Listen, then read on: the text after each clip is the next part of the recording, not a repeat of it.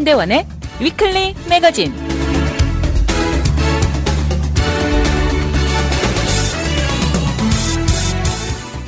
안녕하세요. 위클리 매거진의 문대원입니다. 30년 만에 뉴욕을 며칠 다녀왔습니다. 긴 세월이라는 생각이 들 정도로 잠들지 않는 도시 뉴욕 맨하탄은 변해 있었고, 이곳에서 제가 잠시 살았었다는 것이 믿어지지 않았습니다. 부딪히는 수많은 인파로 하루 24시간이 삶이라는 것보다는 투쟁 같은 생각마저 들게 했습니다. 더욱이 한여름 여행 피크 타임으로 인해 수많은 관광객이 타임스퀘어를 꽉 메운 채 사람들은 파도처럼 밀려다녔습니다. 90년대 초 잠시 살았던 맨하탄 아파트 앞에 가서 추억을 생각하면서 사진도 한 장 찍었습니다. 높은 기온과 습도는 저처럼 서쪽에 사는 사람들에게는 상당히 어려운 가운데, 이번에 방문한 9.11 메모리얼 뮤지엄은 당시 암울했던 상황을 다시 상기시키면서 마음이 무거웠습니다. 아무튼 오랜만에 방문한 뉴욕 맨하탄, 전 세계 모든 사람들이 찾는 특이한 최고 도시임에 틀림없었습니다.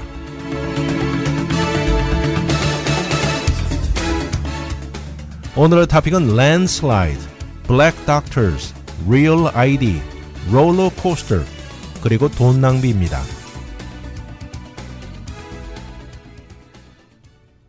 Landslide, 그러면 땅이 흘러내리는 흙사태, 이런 의미죠. 이런 것은 절대 안전한 곳이 아닌데, 요새 이쪽의 남쪽의 사우스베이 부유층 동네죠. 바로 란초 팔러스 버디스 해안가에 문제가 심각합니다. 팔러스 버디스 페닌슐라에서도 특히 남동쪽 끝, 이 포르투기스 밴드라는 지역이 가장 위험한 지역입니다. 이로 인해서 이 지역의 도로 상태는 물론이고요, 수많은 값비싼 주택들, 또 유틸리티 유지에 많은 어려움을 일으키고 있습니다. 심지어 이곳에 유명하고 아름다운 교회가 있죠. 많은 사람들이 아는 아이코닉한 교회 웨이페어러 채플도 일시적이지만 장소를 떠난 상태입니다. 지난 1982년부터 이곳 셀리 리브스 부부는 조용하고 아름다운 란초 팔러스 버디스 캐년에 살아왔습니다. 이곳은 반짝거리는 태평양과 카탈리나 섬이 보이는 아름다운 뷰를 가지고 있는데요. 그렇지만 아주 천천히 움직이는 집안이라는 것은 알고 있었지만 그래도 40년 넘게 만끽하며 살아왔습니다. 이제 80살이 된 셀리 씨는 그래도 아무 문제 없다고 말하고 있습니다. 그렇지만 최근 들어 이 움직임은 크게 증가했습니다. 전문가들은 이것을 두고 지난 2년 동안 엄청난 강우량을 이유로 들고 있는데요. 이렇게 땅이 흘러내리면서 이런 주택 피해는 몇 배 더 커진 것입니다. 앞에 말씀드린 대로 이런 가장 대표적인 위험한 곳이 랜슬라이드와 인연이 깊은 곳이죠. 포르투기스 밴드라는 지역인데 최악입니다. 그런데 이곳의 움직임의 스케일은 최근 들어서 놀라울 정도로 커졌는데요. 이곳 안에 게이티드 커뮤니티 안에 바로 셀리 씨 부부도 살고 있는 것입니다. 대대적으로 랜슬라이드가 자주 일어나는 지역으로 알려졌는데 요새 700에이커에 해당되는 면적이 움직이고 있죠. 이것은 지난 몇십 년 동안 기록되었던 최고 움직임의 75%나 증가한 것을 나타내는 것입니다. 작년 9월인가요? 그때도 포르투기스 밴드의 남동쪽 커뮤니티 아닌 이 시뷰 이웃에서는 두 채의 주택이 더 이상 안전하지 않다고 이 빨강색이 쳐진 레드 태그로 선언이 되었죠. 앞에 말한 아름다운 교회죠. 웨이페어러 채플은 이 건축의 대명사인 프랭크 로이드 라이트이 디자인한 곳입니다. 그리고 이것은 최근에 내셔널 히스토릭 랜드마크로 지정된 곳이기도 한데 이번 주에 로컬 지역의 땅 움직임 이후로 무기한 닫는다고 발표했습니다.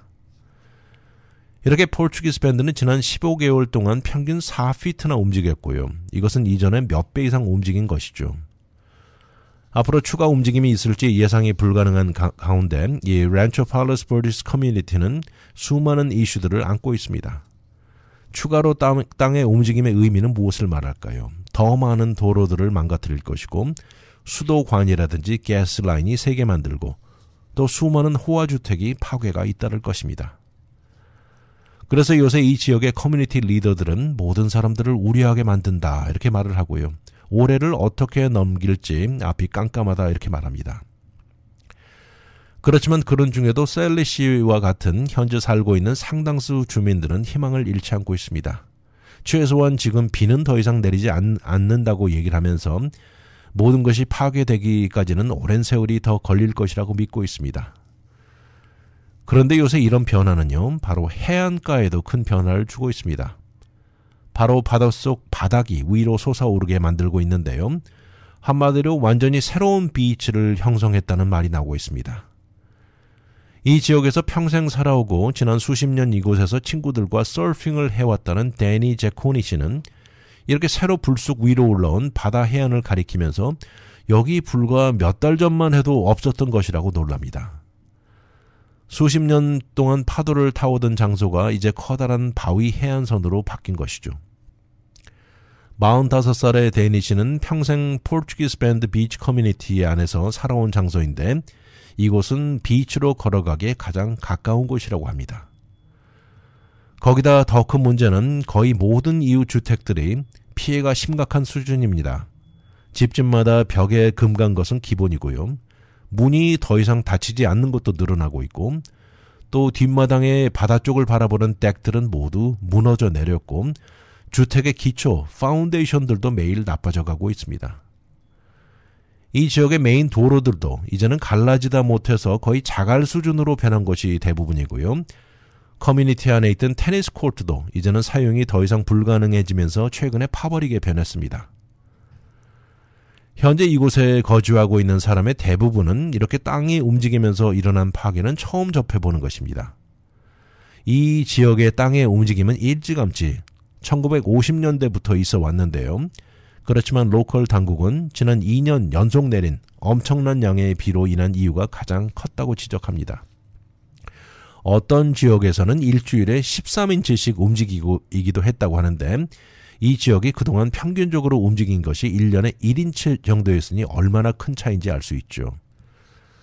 이렇게 빠른 움직임은 앞에 말씀드린 대로 해변가의 모습을 바꾸어 놓고 있습니다. 이렇게 불쑥 올라오면서 바닷물이 밀려나고 새로 형성된 해안선을 그리고 있죠. 어떤 곳은 높이가 무려 10피트 이상 높아지면서 해안선이 그 전보다 250피트 더 밀려나가는 결과를 가져왔습니다. 전문가들이 말하는 것은 일반적으로 랜드슬라이드가 일어날 때면 물론 꼭대기에서는 많은 것이 흘러내려오지만 바닥에는 내려온 것들이 모이는 결과를 가져온다고 합니다. 이럴 때 바닥에 충분한 양의 흙이 모이고 쌓인다면 위로 솟아오르는 벌징 결과를 가져온다고 강조합니다. 앞에 데니 씨는 놀라운 변화라고 얘기를 하면서 우리 어린 시절 해안선과 지금은 너무 많이 달라졌다 이렇게 말을 합니다.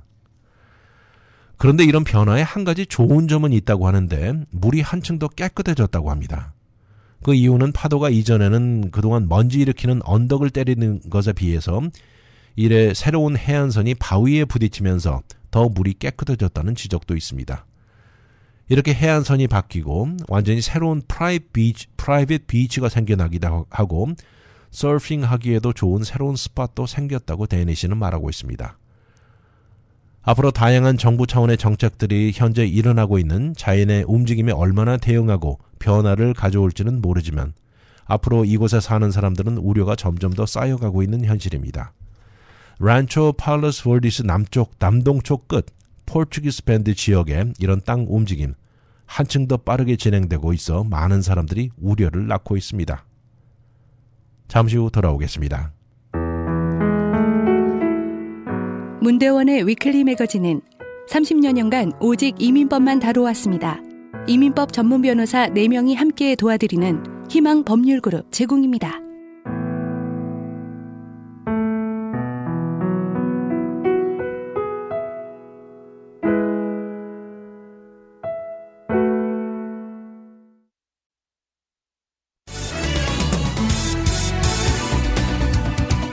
와이드 매거진 문대원의 위클리 매거진.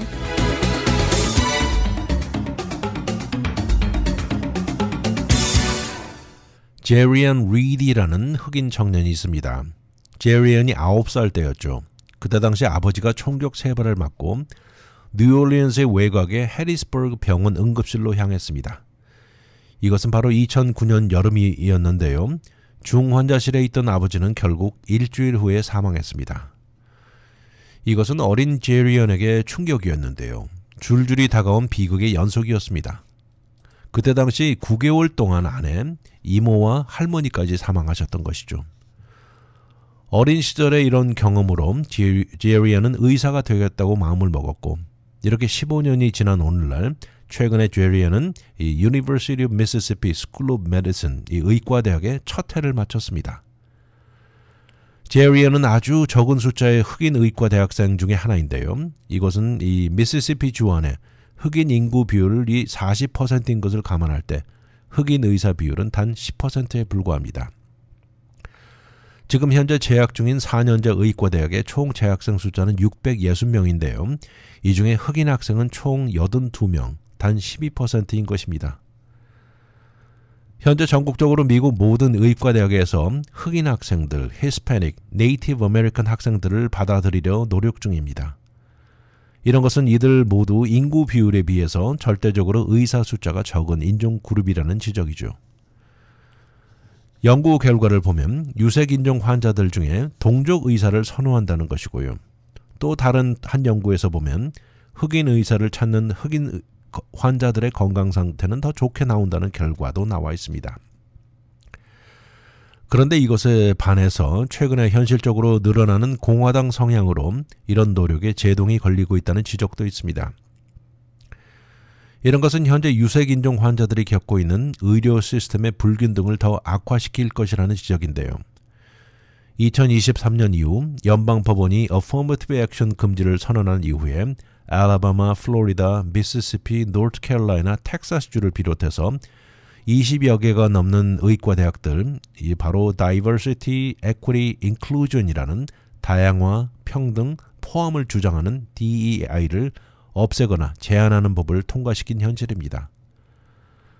이렇게 다양화를 거부하고 밀쳐버리는 것은 플로리다주와 텍사스주에서 시작되었습니다. 이러면서 고등교육 학생 입학에 DEI를 없애기로 결정했죠. 근데 놀랍게도 이어서 아이다호, 노스캐롤라이나, 와이오밍주 같은 것도 같은 법을 통과시켰습니다.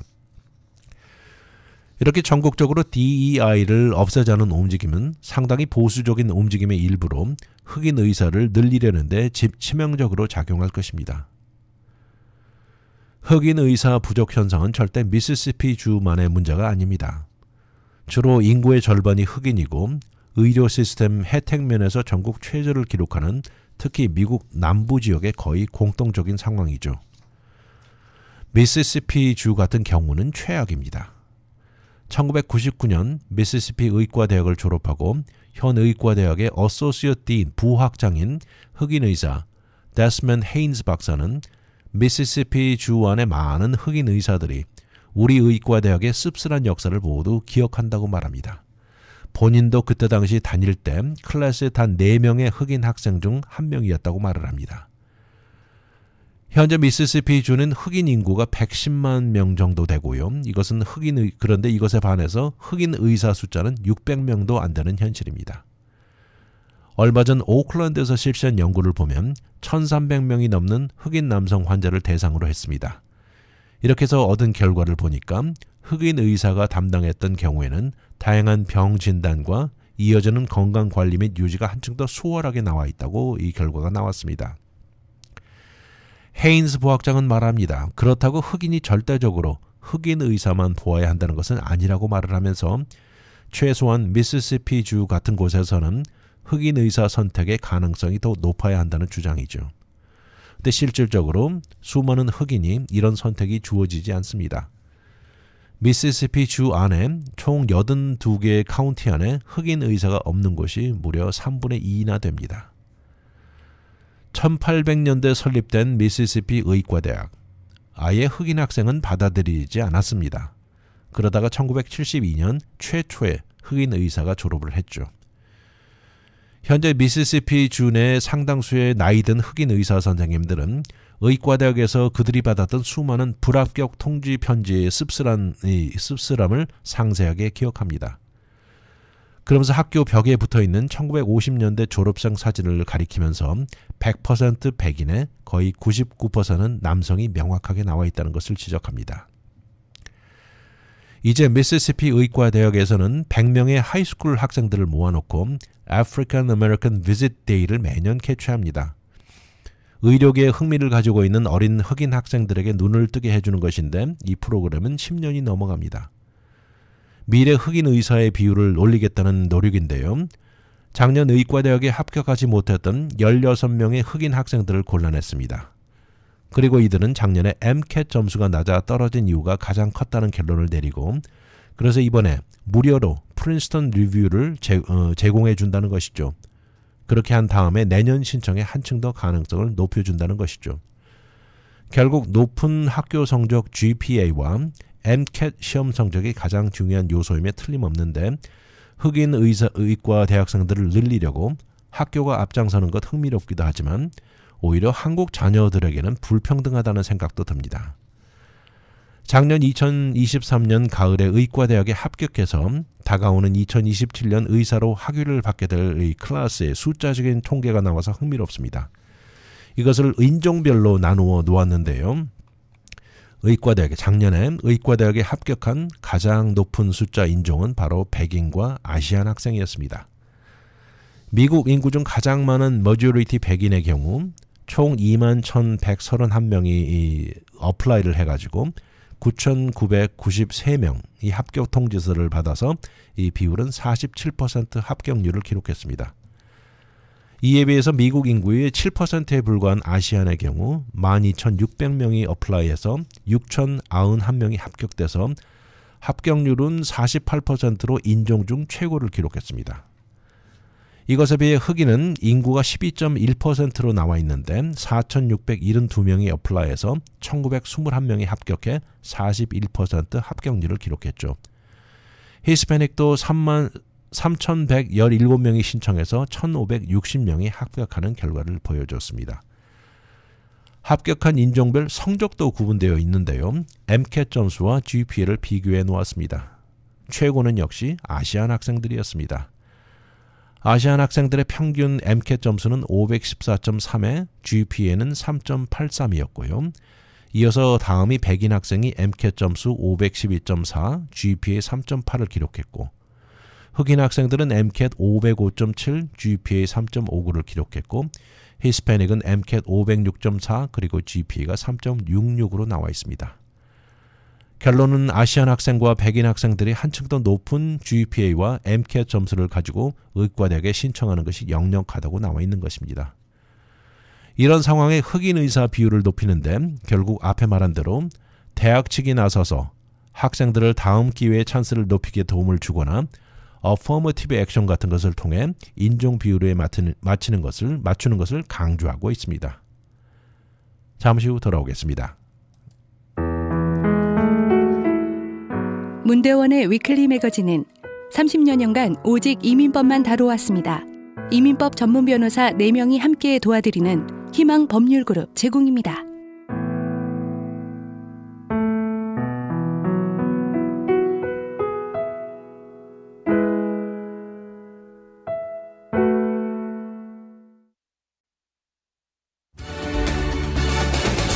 오늘의 미국 안 봐도 눈에 환합니다. 와이드 매거진 문대원의 위클리 매거진.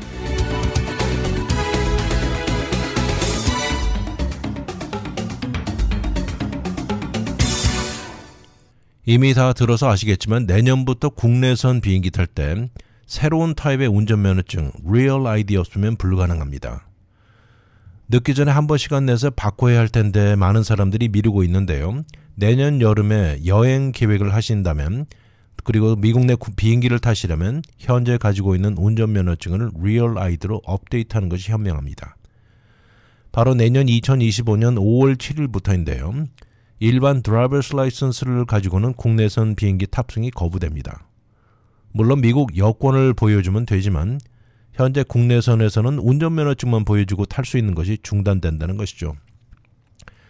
사실 이런 변화는 지난 20여 년에 걸쳐서 이루어져 온 것인데요. 바로 9.11 테러 이후에 911 커미션에 의해서 새로운 연방정부 차원의 New Identification 기준 스탠더드가 절실하다는 데서 판단이 내려지고 시작된 것입니다. 그리고 2005년에 조지 W. 부시 대통령이 사인하고 법이 된 것인데요. 그때 당시 정해놓은 오리지널 데드라인은 3년 후라고 정해졌지만 그 이후 여러 차례 연기가 반복되면서 마침내 정해놓은 내년 5월도 이것도 가봐야 한다는 측도 있습니다. 이 공식 이름이 Real ID Act of 2005이라고 부르는데 현재 각 주에서 내주는 driver's license나 identification은 앞으로 연방정부 요구 조건을 만족해야만 모든 연방정부 기관이나 핵발전소 그리고 미국 국내선 항공기 탑승이 가능하다고 정한 것입니다. 요구 조건들이 다양한데요. 그중에 몇 개를 보면 이것을 신청할 당시에 모든 더큐멘트에 올라가 있는 개인정보, 또 시큐리티 사항들, 또 모든 주에 걸쳐서 데이터베이스를 전자방식의 공유 등 모든 것들의 확인 절차를 거쳐야 하는 것입니다. 말씀드린 대로 9.11 테러 행위의 이 대응의 일부 조치로 만들어진 아이덴티피케이션 법입니다. 현재 미국 안에서 운전면허증이나 ID 카드는 주로 주정부에서 발급하고 있죠. 그리고 이런 것들은 거의 모든 일에 ID 사용에 대표적으로 이용되고 있죠. 이렇게 Real ID 법이 생기기 전에는 이런 카드 발급하는데 무엇이 필요한지, 무엇을 요구하는지 정해진 것은 모든 주 차원에서 이루어졌습니다. 그러나 9.11 테러 사건이 일어난 이후 911 커미션이 설립되고 미래에 이런 공격이 또다시 일어나지 않게 모든 초점이 맞추어진 것이죠.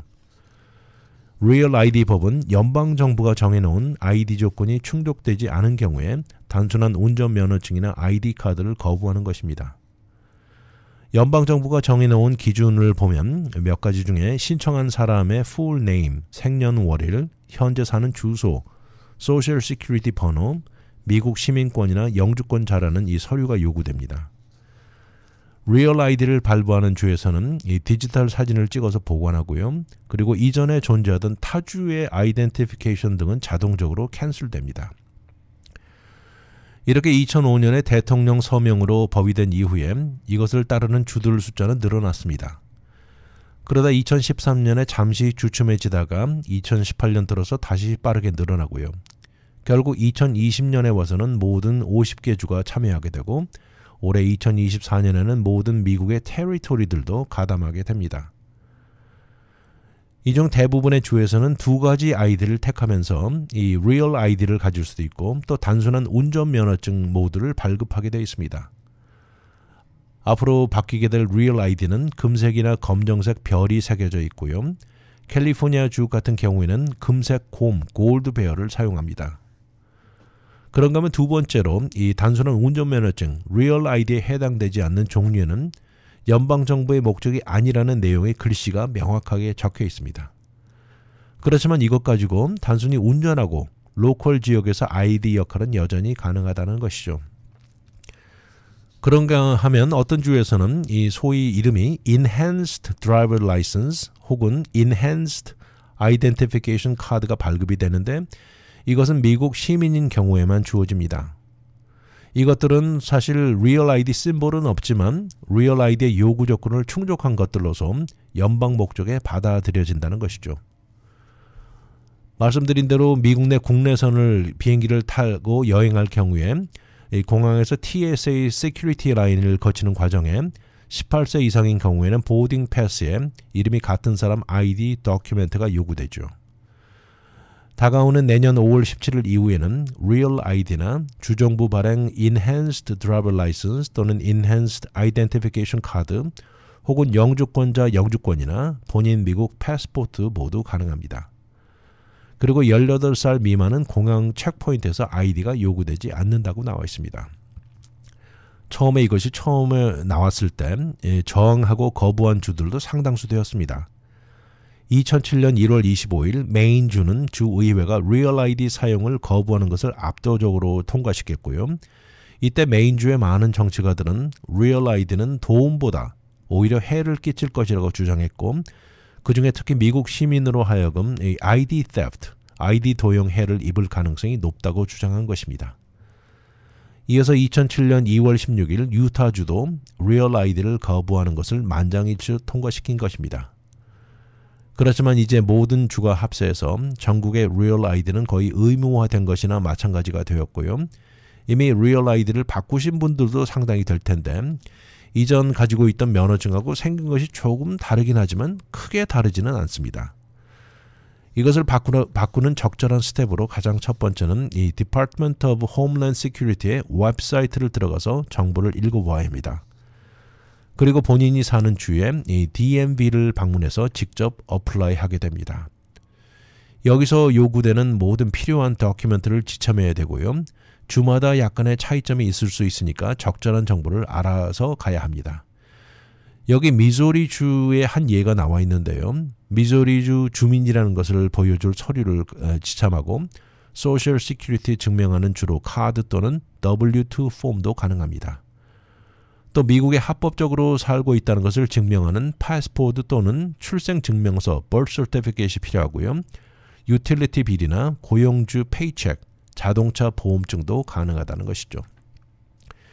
이렇게 누락된 서류로 DMV를 반복해서 가지 않게 사전에 모든 서류를 갖추고 가는 것이 제일 중요합니다.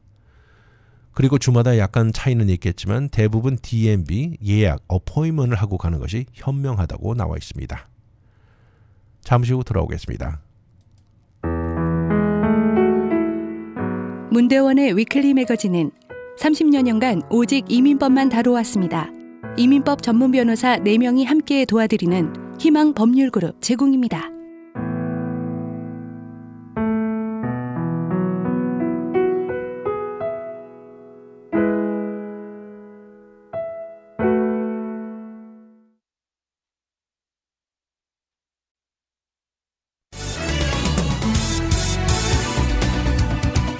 와이드 매거진 문대원의 위클리 매거진.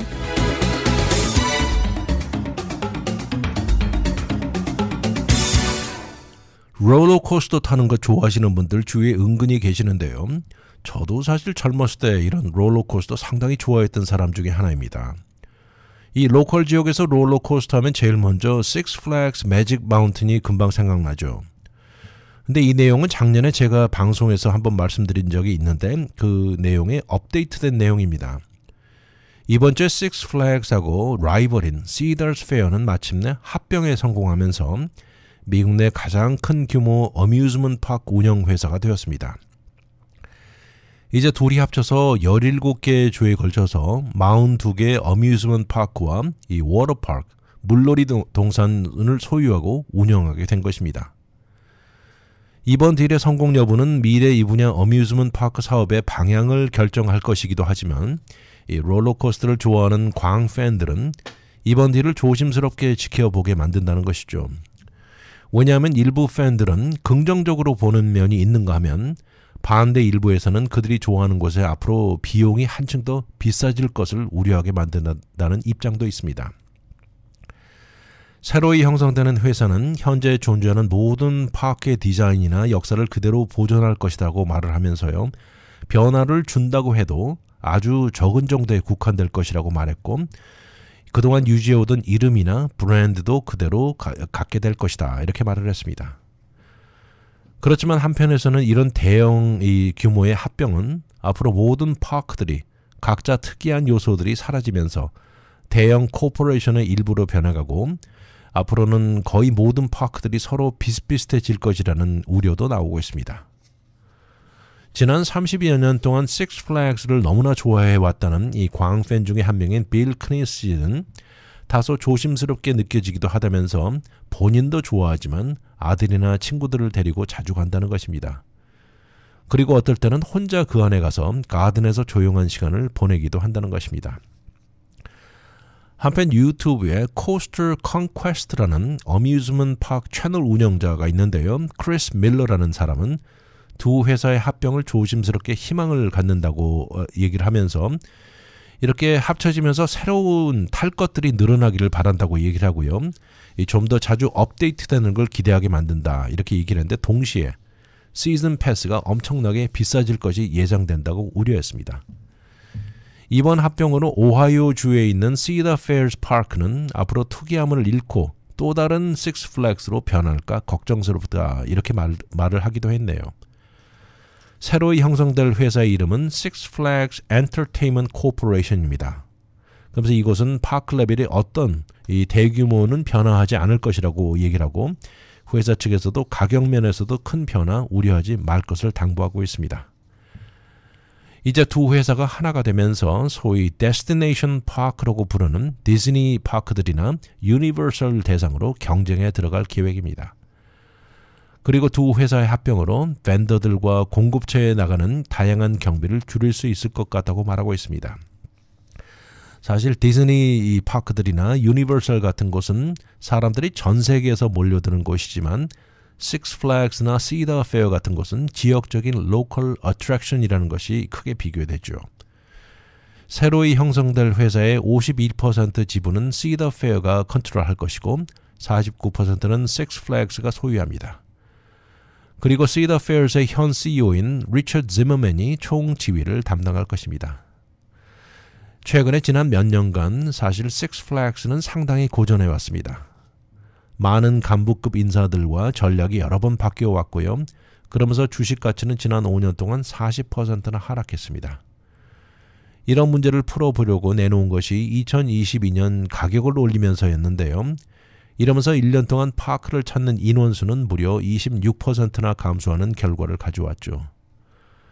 이것을 그때 당시 Six Flags를 좀 더 고급화를 선언하면서 세운 전략이었는데 당시 CEO는 너무 싼 가격에 Six Flags라는 곳이 티네이저들의 아주 저렴한 cheap daycare 센터로 변했다고 발언해서 물의를 일으키기도 했습니다. 그러면서 Six Flags를 찾는 보통 사람들이 K마트나 월마트를 찾는 사람들에게서 이제는 타겟을 가는 사람들을 향해서 변하자고 강조한 것입니다. 우리는 디스카운트만 찾는 사람들에게 너무 매달린다 이렇게 말을 했죠. 이렇게 Six Flags의 어려운 이유를 커스터머 차원에서 분석한 내용도 흥미롭습니다. Six Flags는 모든 것을 짜릿하게 타는 라이드에만 너무 집중한다는 지적이 있었고요. 다양한 조그만 것들에 등을 돌렸다고 커스터머들은 말했습니다. 예를 들어서 어린 아이들이나 가족들이 탈 수 있는 작은 라이드들이라든가 이브닝 엔터테인먼트나 쇼 같은 다양한 파크 내 액티비티들이 너무 소홀했다는 지적을 하고 있습니다. 거기다 일하는 스태프진들이 너무 커스터머 서비스 종업원들이 일괄성이 부족했다는 지적도 동시에 나와 있습니다.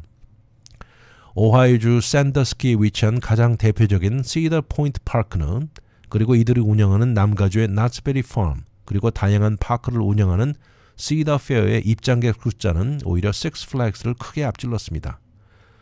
그래서 이번 합병을 보면서 전문가들은 매일매일 운영하는 면에서 시더 페어가 Six Flags보다 낫다는 의견을 내놓고 있습니다. 그런 이유로 Six Flags를 너무 좋아하는 사람들은 이번에 합병에 기쁨을 표시하면서 앞으로 좋은 미래를 상상하게 만든다고 말합니다. 특히 Cedar Fair가 뒤에 든든하게 버티고 있으니 걱정이 덜 된다고 말하고 있습니다. 이렇게 현재 어뮤즈먼트 파크 비즈니스가 상당한 변화 속에 있습니다. 특히 기후변화로 자주 다가오는 혹독한 폭염이 우려되는 상황이라고 하는데요. 그래서 이런 차원의 일부로 Six Flags 같은 경우에도 여기에 대비해서 더 많은 그늘을 제공하는 것을 건설 중이고 물을 이렇게 스프레이 뿌려주는 미스터도 추가로 설치하고 있고 에어컨디셔너가 나오는 면적을 늘리고 있다는 것입니다. 이런 차원에서 두 회사가 하나가 되면서 기후가 견디기 힘들 경우에는 특정한 장소 파크의 의존도를 낮아지게 변할 것이면서 과감하게 임시로 문을 닫는 결정 내리기도 한층 수월해질 것입니다. 또 이 모든 위치적으로 전국의 전략적으로 이 위치에 있어서 특정 지역에 겹쳐 있지 않습니다. 이렇게 널리 퍼져 있는 위치로 인해서 모든 파크들의 장점을 이용해 다양한 상황에 대처하기도 한층 더 쉬울 것이라고 나와 있습니다. 아무튼 이번 주에 지난 1년 넘게 진행되어 오던 Six Flags와 Cedar Fair가 하나가 되면서 전국 최고의 어뮤즈먼트 파크 산업의 1인자가 되었습니다. 잠시 후 돌아오겠습니다. 문대원의 위클리 매거진은 30여 년간 오직 이민법만 다뤄왔습니다. 이민법 전문 변호사 4명이 함께 도와드리는 희망 법률그룹 제공입니다.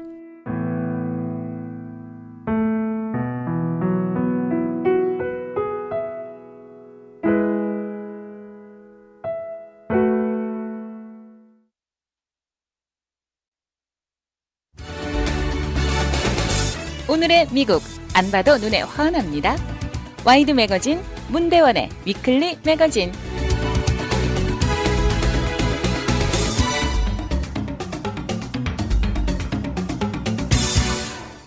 지금 살고 계시는 집을 리모델링 하거나 새로 집을 짓는 데 있어서 결정해야 되는 사항들이 한두 가지가 아니죠.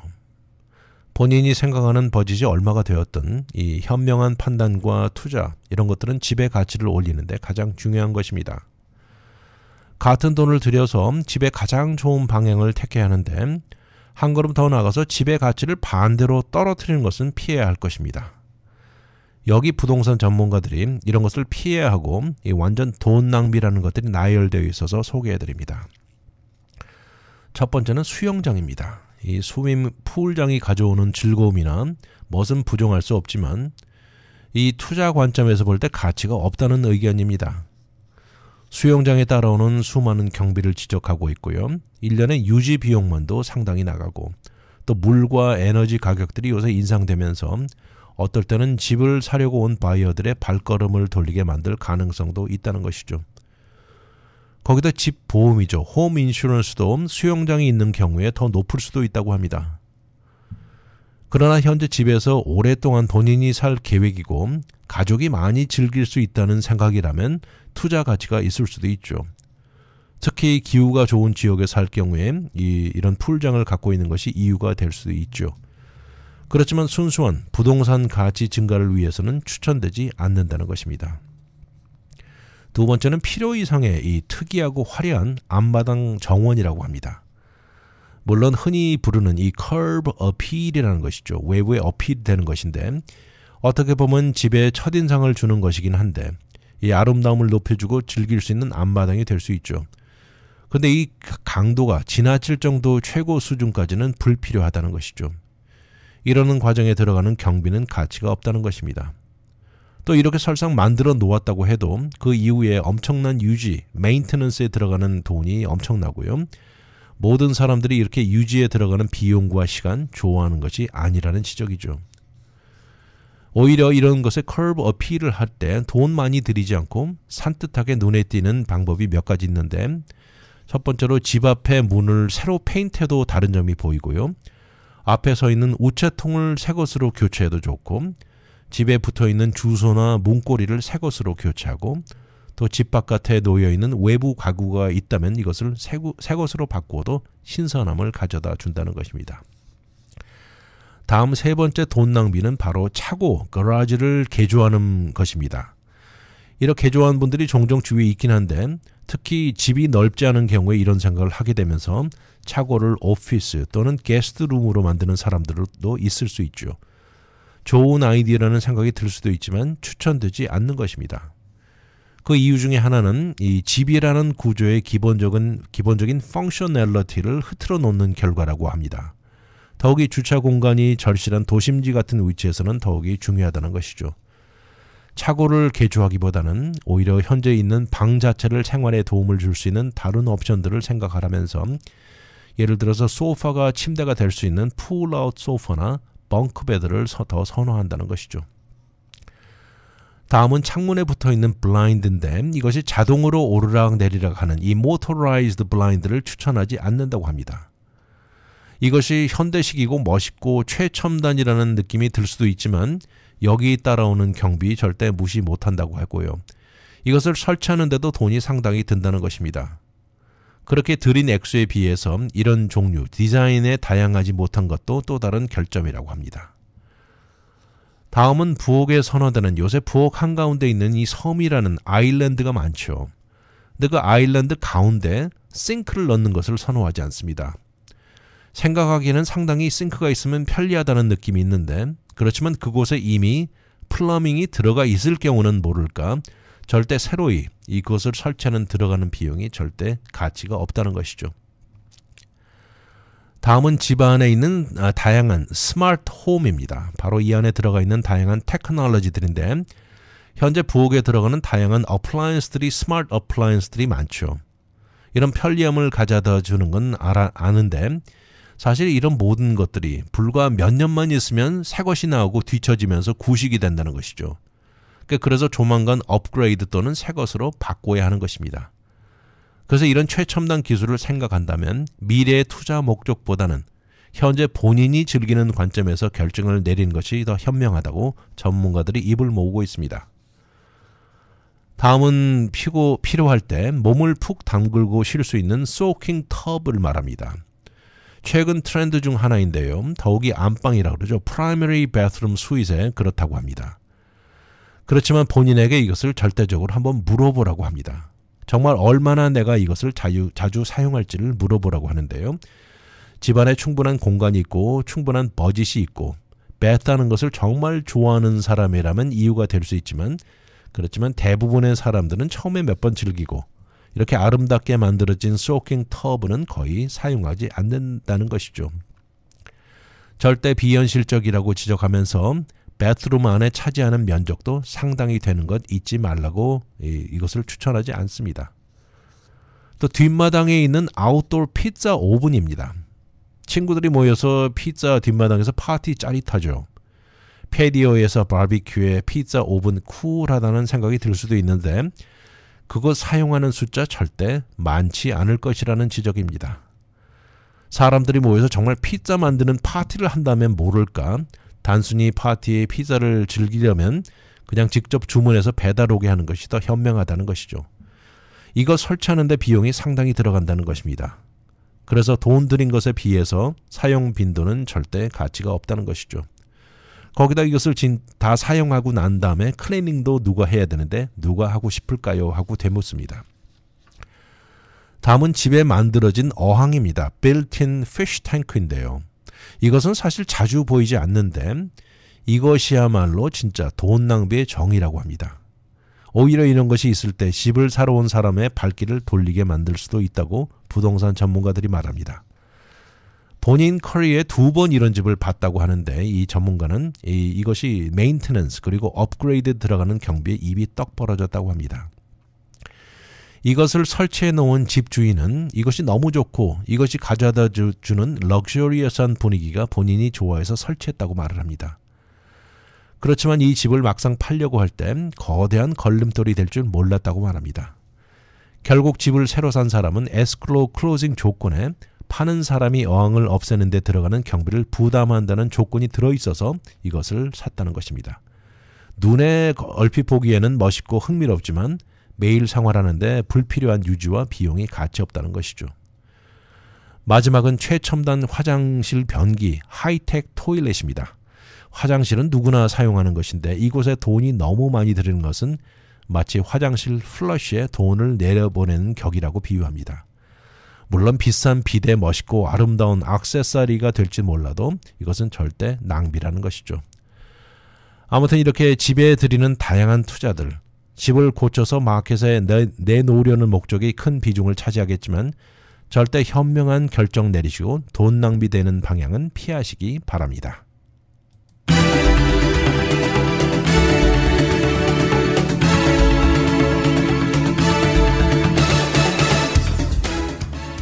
많은 경우 개인이 가지고 있는 부에 현재 살고 있는 집이 가장 큰 비중을 차지할 가능성이 높습니다.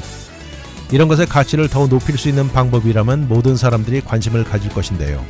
그런데 생각보다 진정 집의 가치를 높여주는 것들이 많은가 하면 반대로 가치에 별로 도움을 주지 못하고 오히려 들어가는 비용이 낭비되는 경우가 많다는 전문가들 지적입니다.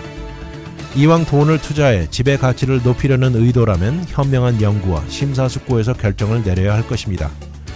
그러나 단순히 본인이 좋아하고 즐길 수 있다는 데 초점을 맞추는 경우라면 인조이먼트 자체에도 가치가 있을 것입니다. 어차피 들여야 하는 비용이라면 최고의 목적을 달성하는 데 목표를 두어야 할 것입니다. 위클리 매거진은 인터넷을 통해 다시 들을 수 있습니다. radiokorea.com에 들어와 다시 듣기를 누르시고 편안한 시간에 들으십시오. 또한 위클리 매거진을 유튜브에 들어와 RKTV1540을 통해서도 들을 수 있습니다. 지금까지 위클리 매거진 진행의 문대원이었습니다. 감사합니다.